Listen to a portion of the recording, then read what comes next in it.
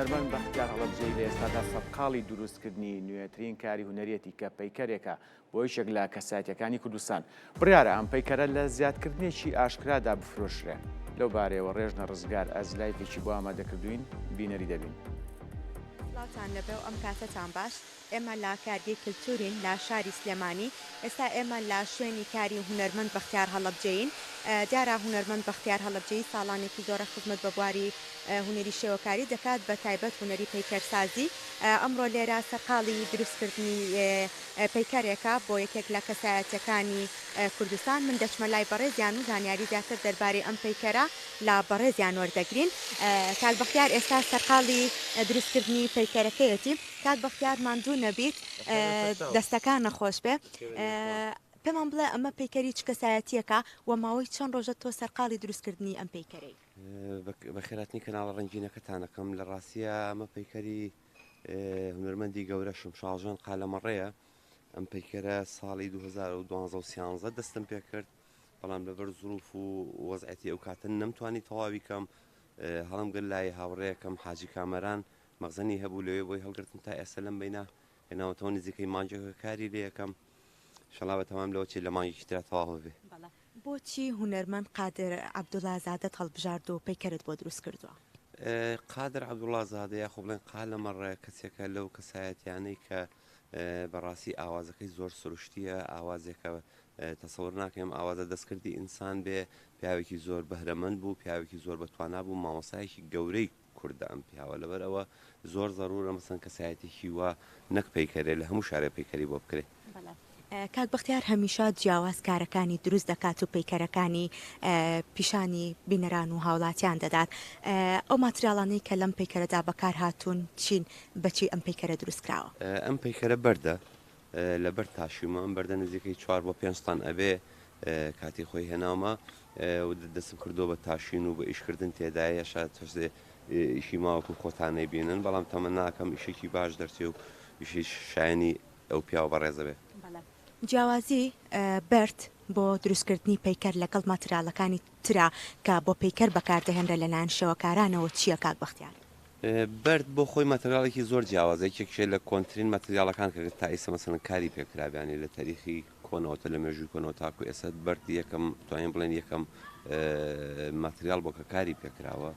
بەر لەبەرەوەی تەمەنێکی زۆری هەیە، زۆر زۆر گرنگە، بەڵام ئەوەی کە کاری لەسەر ئەکا بێ پەیکەرتاژ بێ. پەیکەرساز ناتوانێت کاری ئەم کارە بکە. ئەو کارە کارێکی زۆر سەختە، چکە بەڕاستی ئیشی بەردەبێتەوە جارە تەجروبەی بەردت هەبێ، بەردەکە بناسی، دوای ئەوە بزانی ناو ئەم بەردە فەحسی بکەی، بزانین لە ناوە سالمە سالم نییە بۆ کار ئەشێ بۆ کار ناشێ. ئەمانە هەموو زەڕورێتێکە بیزانین لەست بەسەر و ئەمانەشەوە بەرد نیوەی ئیشەکە لەگەڵاکە، نیوەی بەدەستوێ نیوەی بەدەستەوە. لە ئێستادا هونەری پەیکەرسازی لە کوردستان لە چه ئاستێکدایە؟ بخوا لە ئاستێکی زۆر باشان نییە، لە ئاستێکی زۆر خراپایە بەداخەوە لە چاوڵاتانی ترا ئاسی پەیکەرسازی و پەیکەرتاشی لە کوردستانە زۆر لاوازە.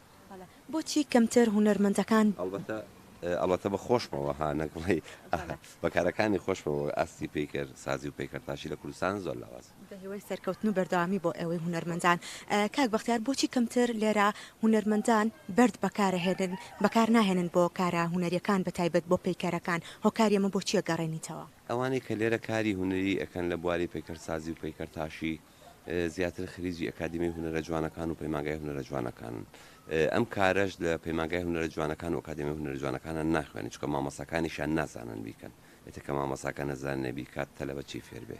من ئەم کارە کاتی خۆی خۆم حەزم لێ کردەوە هەر لە سەرەتاوە لە مناڵی مەسەن دەسم ماوەتێ و دوای چووم لە ئێرانیشم کردو زیاتر بەرەوم پێداوەوانە ئەوە ئاوا بۆ مەسەلەکەی من. کاتە لەلایەن بەڕێستانەوە ناتوانرێ خولێک یاخۆت کارێکی وا بکرێتکە هەم خوێندکاران فێم بکرێ هەم خوێندکاران فێر بکرێن لەسەر ئەوەی کە بە بەرد پەیکەرەکان دروست بکرێن، لەبەرەوەی کە کاتێکی زیاتر ئەمێنێتەوە بیرە لەوە نەکردێتەوە خولێکی تایبەت بە ئەم بوارەش بکەیتەوە. بەخوا چەند جارێک محاوەلەوەم کرد لەگەڵ پەیمانگا لەگەڵ کۆلێژە کەپڕم وەرکشۆپۆیانن بۆ کۆمەر گویان نەدایتمیش و بە زۆر ناچمتە دایانی. بە هیوای سەرکەوتن ئێستا پەیکەرەکە لە چ قۆناغێکدایە و بەنیازیت ئەم پەیکەرە لەکوێدا بنرێت؟ ئەم پەیکەرەی تقریبا لە 175 تەواو بووە، لە 125 ماوە بۆم بەنسبەت مەسەلەی دانانەوە ئەم پەیکەرە کاتی خۆی خۆم کردومە. ینی بۆ شوێنێک نییە کە دای بنێم، شوێنێکی وام دیاری نەکردەوە، بەڵام بەتەمام شتێکی تازە بکەمە وژۆی لە مەزاتێکی علەنیا بیفرۆشم.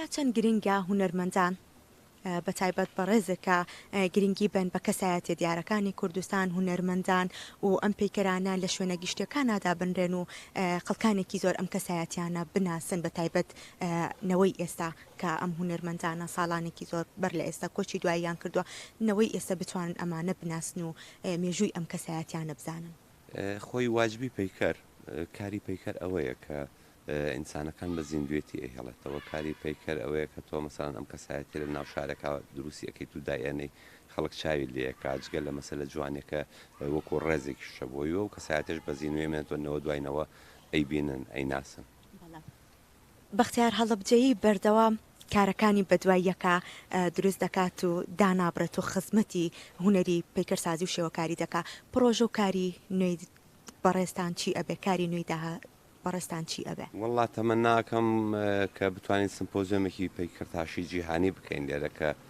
بەلای کەمەوە 12 هونەرمەند لە جیهانەوە بێنینێکی لەسەر بەردێکی کوردستان پیکەرێک دروست بێنەوە تەمەنای ئەوە کەمەوەی شەکە لە پرۆژەکانم ئەم پرۆژەیەکەی دەچێتە بواری جێبەجێکردنەوە وڵا جایتر ئەمێنێتەوە بە چەند لایەنێکم تەقدیم کردو بەس بڕوان ناکەم سیقم پێیان نییە کەڵێن باش بە هیوای سەرکەوتن و بەردەوامی هەم بۆ بەڕێستان هەم بۆ ئەو پرۆژە نوێی کە بەڕێزیشتان بەنیازن ئەنجامی بگەێنن سپاس بۆ بەڕێز هونەرمەند بەختیار هەڵەبجەیی بەڵێ من ئەمێ ئاماژا بە شتێکیش بام کە ئێستا ئێمە لە شوێنی کارکردنی هونەرمەند بەختیار هەڵەبجەیین لێرە لە شوێنی کارەکەی چەندین کاری ناوازە و جوان لەلایەن ئەم هونەرمەندەوە دروست کراوە هەندێکیان چونەتە بواری جێبەجێکردنەوە کە بەشێکیان تەواو بۆ بەشێکی تریشیان ئامادەکاری بۆ کرێ بۆ تەواوبوونی ئێرە شوێنی کارکردنی هونەرمەند بەختیار هەڵەبجەییە بەڵێ ئەمە ئەو پیکەرە بوو کە ئێمە ئێستا گفتوگۆمان لەسەر کرد پیکەری هونەرمەند قادر عەبدوڵازادە کە ناسراو بە هونەرمەندی شمشاڵجەن قالەمەڕە لێرە لەلایەن هونەرمەند بەختیار هەڵەبجەییەوە دروستکراوە و بڕیارە لە داهاتوویەکی نزیکدا ئەم پیکەرە لە مەزادەکە نیشانی هاوڵاتیان بدرێت.